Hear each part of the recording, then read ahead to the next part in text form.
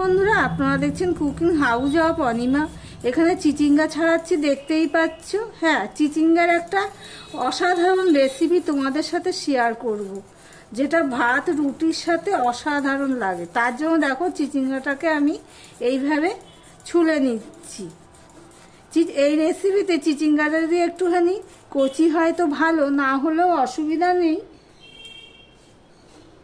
ভিতরে যে অংশটুকু থাকবে, আমি সেই অংশ শক্ত বা দানা থাকবে সেটা ফেলে দিয়েও করতে পারবে, খুবই ভালো লাগে। পুরো সম্পূর্ণ নিরামিষ রেসিপি। চিংড়ি মাছ দিয়ে তো অনেকভাবেই চিচিঙ্গা খেয়েছো, কিন্তু নিরামিষ চিচিঙ্গা এইভাবে খেয়েছো কি না একবার কমেন্ট করে জানিও। তার জন্য দেখো চিচিঙ্গাগুলোকে আমি ঠিক এইভাবে কেটে নিচ্ছি।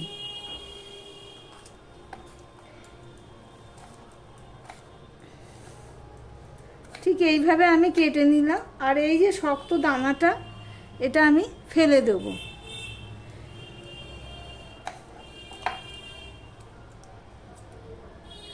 যেগুলো শক্ত হয়ে গেছে সেগুলো ফেলে দেবে। এইভাবে সমস্ত চিচিঙ্গাগুলো আমি কেটে নিয়েছি। কেটে নেওয়ার পর ধুয়ে তারপর তোমাদের সামনে আসলাম। এখানে দেখো আমি একটা কড়াই বসিয়ে দিয়েছি। কড়াইটা প্রায় গরম হয়ে গেছে, অনেকক্ষণই বসিয়ে দিয়েছি। ছোট করে দিয়ে একটু তেল দিয়ে দিলাম।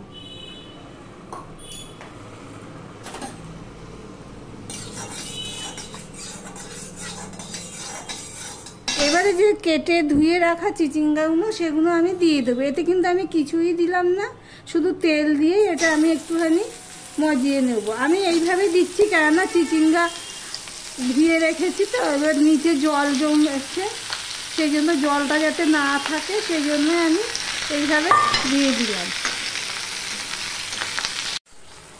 চিচিঙ্গার মধ্যে কিন্তু আমি নুন দিইনি, কেননা এমনিতেই জল বেরিয়ে যাচ্ছে, দেখতেই পাচ্ছ। তার মধ্যে নুন দিলে আরও জল বেরিয়ে যাবে, তার ফলে কি হবে, চিচিঙ্গাটা ভাজা হবে না। আমাকে চিচিঙ্গাটা ভালো করে ভেজে নিতে হবে। একটু ভালো করে ভেজে নেবে, তাহলে স্বাদ হবে ভালো। দেখো আমি নুন হলুদ কিছু না দিয়েই চিচিঙ্গাটা ভেজে নিচ্ছি। ভিডিওটি স্কিপ করো না, তাহলে বুঝতে পারবে না আমি কিভাবে চিচিঙ্গাটা রান্না করছি। সম্পূর্ণ নিরামিষ, পেঁয়াজ রসুন ছাড়া রেসিপি। ভাত কিংবা রুটির সাথে অসাধারণ লাগে খেতে।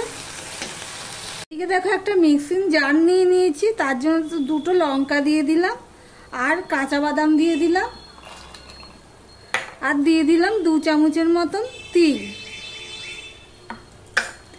এগুলো একটা প্রথমে আমি শুকনো অবস্থায় গুঁড়ো করে নেব।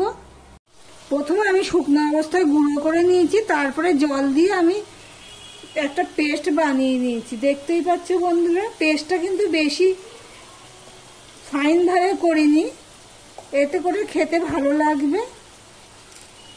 দেখো বন্ধুরা, চিচিঙ্গাটা ভাজা হয়ে গেছে নুন হলুদ ছাড়াই, সেটা আমি এবার তুলে নিচ্ছি।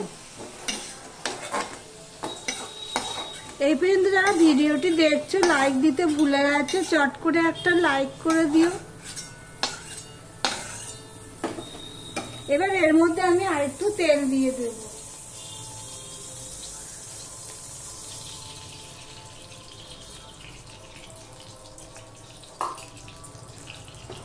তেলটা হয়ে গেলে আমি একটা শুকনো লঙ্কাকে 2 টুকরো করে দিয়ে দিলাম।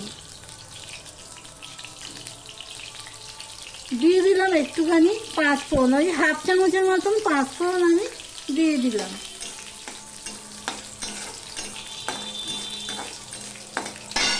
এখানে দেখো আমি একটা টমেটোকে কুচি কুচি করে নিয়েছি, সেই টমেটোটা আমি দিয়ে দেব।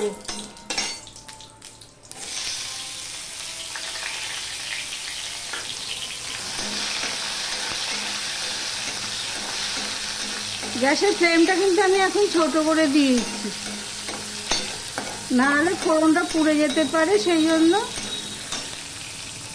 এতক্ষণ তো আমি নুনের ব্যবহার করিনি, আমি 1/2 চামচের মতন নুন দিয়ে দিলাম।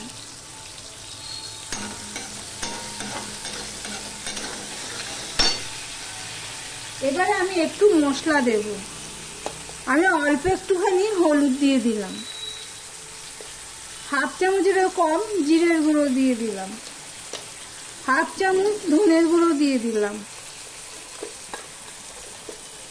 হাফ চামচের হাফ ঝাল লঙ্কার গুঁড়ো দিয়ে দিলাম।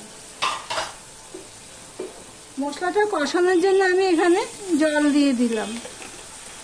তোমাদেরকে একটা কথা বলছি বন্ধুরা, দেখো আমি টমেটোগুলো কিন্তু গলাইনি, আমি তার মধ্যে আমি মশলাগুলো দিয়ে দিলাম। এবার মশলাটাকে আমি ভালো করে কষিয়ে নেব। দেখো মশলা গায়ের থেকে তেল ছাড়তে শুরু করেছে। আর তোমাদেরকে আবারও বলছি, আমি টমেটোটা কিন্তু পুরো পেস্ট করিনি। এবার এই অবস্থায় আমি একটুখানি চিনি দিয়ে দিলাম, অল্প একটু চিনি দিয়ে দিলাম, ওই হাফ চামচের মতন হবে চিনি দিয়ে দিলাম। আমার ভিডিওটি যদি ভালো লেগে থাকে প্লিজ লাইক কমেন্ট শেয়ার করে দিও।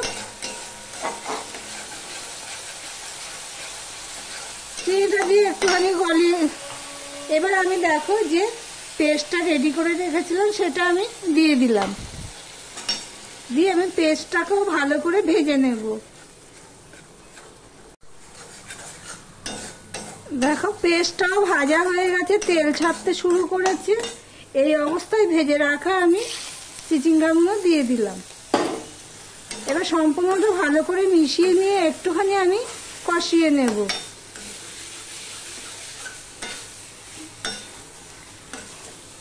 আমার ভিডিওটি যদি ভালো লাগে থাকে প্লিজ নতুন বন্ধুরা যারা দেখছো অথচ সাবস্ক্রাইব করোনি তাদেরকে বলছি সাবস্ক্রাইব করে পাশে থেকো এরকম নিত্য নতুন নিরামিষ রান্না পাওয়ার জন্য। দেখো সম্পূর্ণটা আমি মিশিয়ে নিয়েছি। এবার মিক্সি ধুয়ে জলটা আমি দিয়ে দিলাম।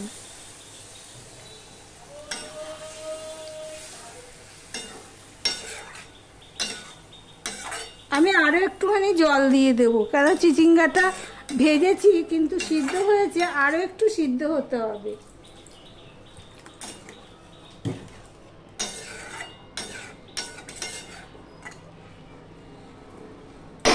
এবার আমি ঢাকা দিয়ে দেবো। দেখো বন্ধুরা আমি 3 থেকে 4 মিনিট আমি ঢাকা দিয়েই আমি রান্না করে নিয়েছি। আর এটা সিদ্ধও হয়ে গেছে, চিচিঙ্গাটা একদম নরমও হয়ে গেছে, মানে সফট হয়ে গেছে পুরো, যেহেতু আগে ভেজে নিয়েছি। তোমরা তিলের জায়গায় পোস্তও দিতে পারো, তাও খুব ভালো লাগে। এটা ঠান্ডা হলে আরও একটু ঘনত্বটা বেড়ে যাবে। এবার আমি গ্যাসটা অফ করে দিয়ে তোমাদের সার্ভ করে দেখাচ্ছি।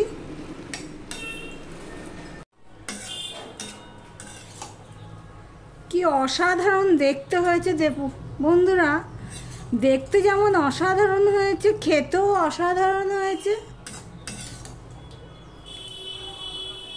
ভাত রুটি দুটোর সাথেই দারুণ লাগবে খেতে। তাহলে ভিডিওটি আজকের মতন এখানেই শেষ করলাম। আবার অন্য কোনো রেসিপি নিয়ে চলে আসবো প্রতিদিনের মতো। সঙ্গে থেকো বন্ধুরা।